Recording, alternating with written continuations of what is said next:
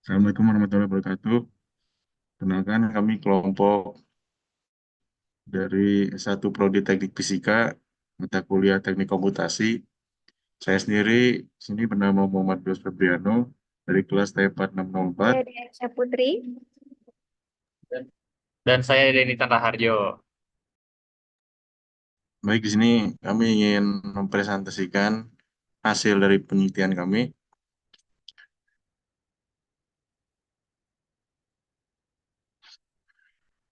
Oke, di sini kami punya sebuah data yang diambil dari sebuah jurnal, yang dimana H yang kami gunakan itu angkanya 3. Lalu di sini kami menggunakan metode turunan pertama, order 1, ada selisih maju, mundur, dan juga pusat. Untuk selisih maju, F1 yang digunakan yaitu 79,91. Untuk selisih mundur, F-1 yang digunakan yaitu 65,74. Lalu iterasi X ada 10, 13, 16, 19, 22, dan 25. Serta hasil yang kami peroleh dari selisih maju ada 2,48667, untuk selisih mundur ada 2,23667, dan selisih pusat kita peroleh 2,361667.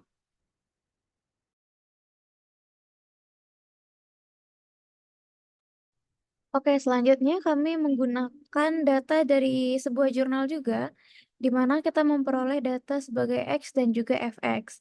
Nah, di sini kita akan menghitung menggunakan metode eh, Simpson 1/3, di mana rumusnya yaitu H atau jarak antara iterasinya yaitu 5 dibagi 3. Kemudian F0, F yang pertama, kemudian ditambah 4 dikali sigma Fi untuk eh, fungsi yang bernilai ganjil. Dan juga ditambah 2 dikali sigma Fi untuk fungsi yang bernilai genap. Kemudian ditambah Fn atau nilai F. Kemudian ditambah Fn atau nilai fungsi terakhir. Di sini sekarang saya akan menjelaskan tentang metode turunan yang kami gunakan. Di sini kami menggunakan selisih maju, selisih mundur, dan selisih pusat. Nah, di sini itu ada tampilan menunya supaya menunjukkan kita mau menu apa untuk mencari turunan dari persamaan yang diperoleh. Nah, misalnya kita mau memilih angka satu, nanti angka satu tersebut akan masuk ke variabel n. Nah, ketika variabel n ini bernilai satu, maka dia akan langsung mengakses si selisih maju.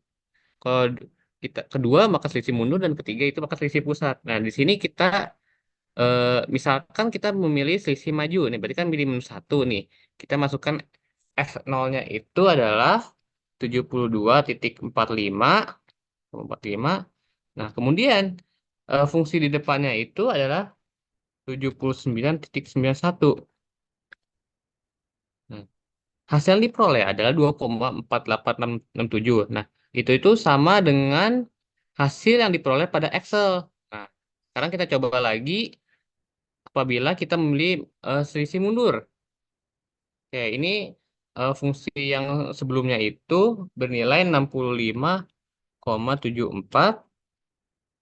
Terus F0-nya adalah 72,45. Nah, di sini bisa dilihat hasil turunannya adalah 2,2367.